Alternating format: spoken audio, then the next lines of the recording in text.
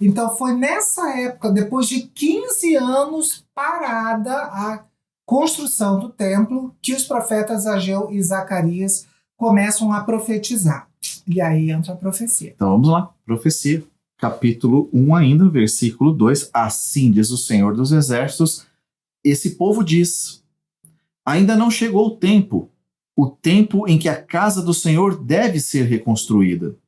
Por isso a palavra do Senhor veio por meio do profeta Ageu dizendo, acaso é tempo de vocês morarem em casas luxuosas enquanto esse templo permanece em ruínas? Portanto, assim diz o Senhor dos Exércitos, considerem o que tem acontecido com vocês. Vocês semearam muito e colheram pouco. Comem, mas isso não chega para matar a fome. Bebem, mas isso não dá para ficarem satisfeitos. Põem roupa, mas ninguém se aquece. O que recebe salário, recebe-o para colocá-lo numa sacola furada. Assim diz o Senhor dos Exércitos, considerem o que tem acontecido com vocês. Vão até o monte, tragam madeira e reconstruam o templo, e dele me agradarei e serei glorificado, diz o Senhor. Vocês esperavam que fosse muito, mas o que veio foi pouco. E esse pouco, quando o levaram para casa, eu o dissipei com um sopro. E por quê? Pergunta o Senhor dos Exércitos. Porque o meu templo permanece em ruínas, enquanto cada um de vocês corre por causa da sua própria casa. Por isso os céus retêm o seu orvalho, e a terra não produz os seus frutos.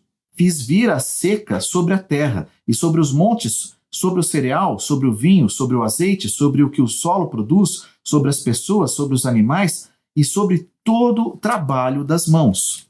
Isso, até a profecia é até aqui, né? Isso. Então vamos lá. Primeira coisa, eles estavam... Eu não sei nem, gente, se eles estavam falando...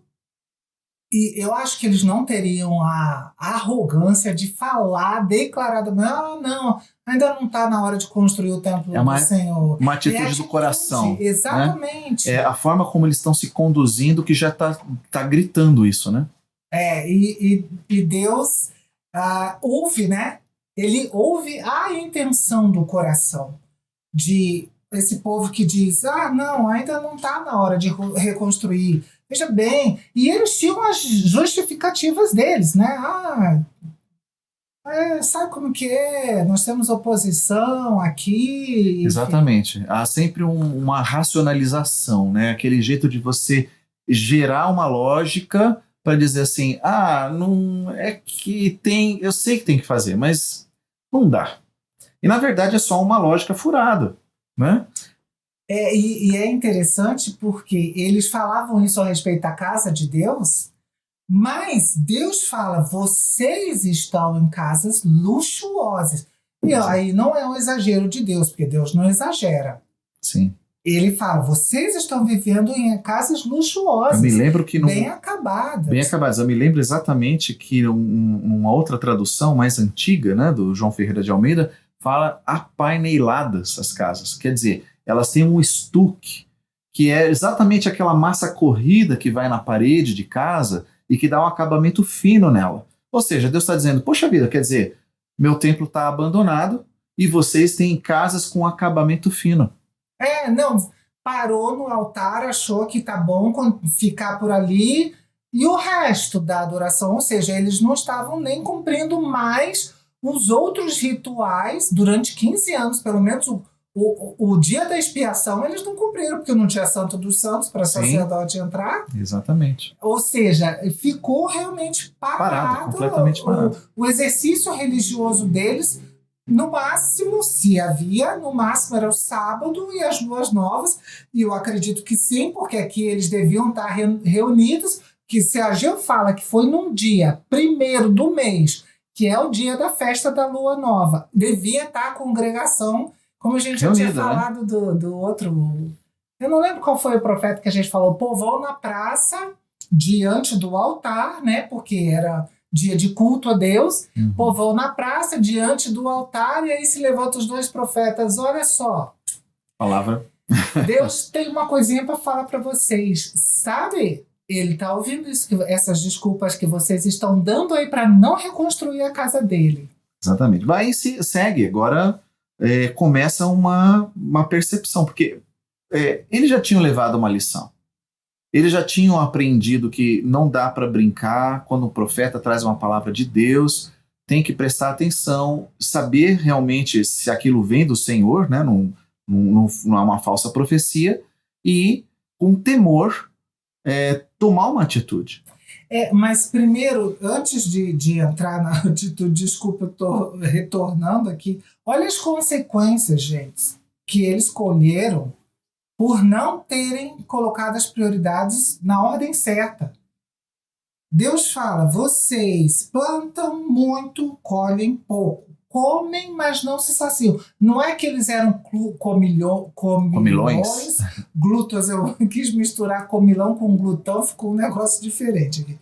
Glutões, não, é que a comida que tinha não era suficiente nem para matar a fome. Ou seja, eles não deveriam estar comendo nem 7 dias por semana. Por semana, sabe-se lá. Nem a roupa deles era suficiente, ou seja, nem as ovelhinhas estavam capacitadas a dar a lãzinha para que eles pudessem se aquecer no inverno. E Israel é frio no inverno.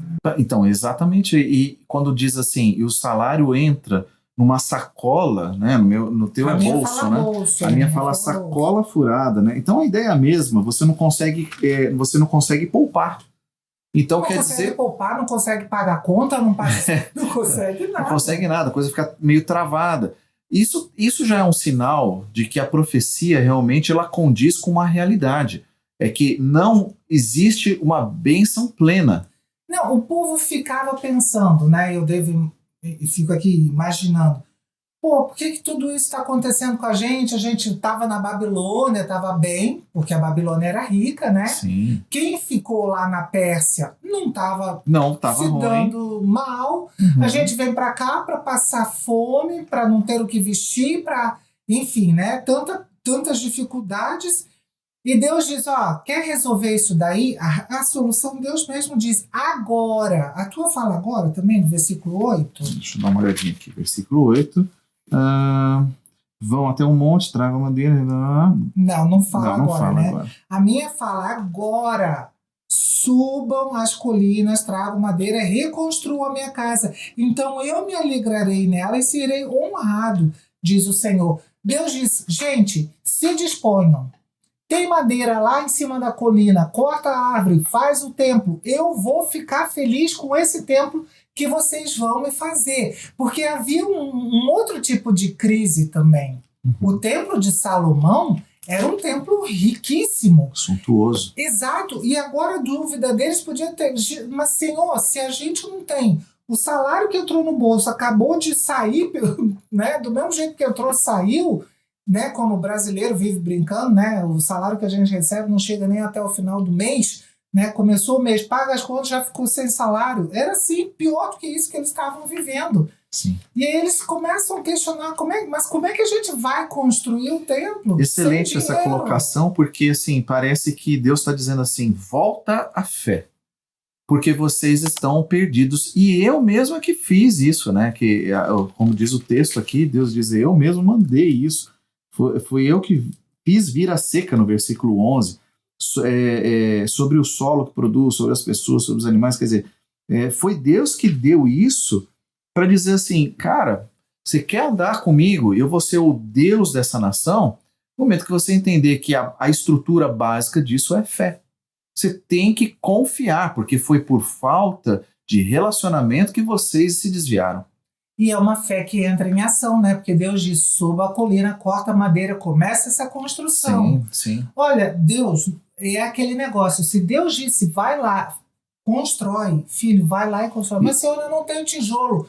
Enfim. Mas não é assim que Deus diz assim, Moisés, levanta a vara aí para dividir o mar? Mas Senhor, o que essa vara vai fazer, né? Podia pensar como é que... Peraí, Deus, se o Senhor tivesse me dito para vir aqui com um trator, não sei o quê, eu até ia ficar me questionando, mas agora com uma vara? O que uma vara vai fazer diante do mar? Só levanta, filho. O trator eu também não entendi, mas tudo bem. Não, então, mas pelo menos é uma coisa mais possível, sei lá. O que o trator vai fazer no mar? Sei lá, vai fazer tá bom, vai trapiche. fazer alguma coisa. Trapiche, não. Não era trapiche que eu queria dizer, mas com José acabou sendo a mesma coisa, né? Assim, você tem que pôr o pé aqui na água, segue. Então, essa chamada para dizer assim, segue meu filho, vai, faz, não espera que as circunstâncias estejam a favor para você tomar um passo de fé. Senão você não vai sair do teu lugar. Eu estou mandando o problema para você, vai chegar na tua casa para você perceber que comigo tem que andar pela fé para vir a solução. Eu estou deixando o problema chegar até você. Porque senão você não anda com Deus vivo, você não anda com Deus do milagre. O que eles estavam colhendo era consequência da aliança, tá? Porque na lei falava que toda vez que o povo abandonasse Deus, eles iam enfrentar a seca e era uma forma de Deus chamar a atenção deles. E aí, você gostou desse corte? Então nós temos o episódio completo para você assistir lá no nosso canal, tá bom? Você vai ver num card em algum espaço aqui que você vai clicar e aí você vai poder assistir o episódio todo.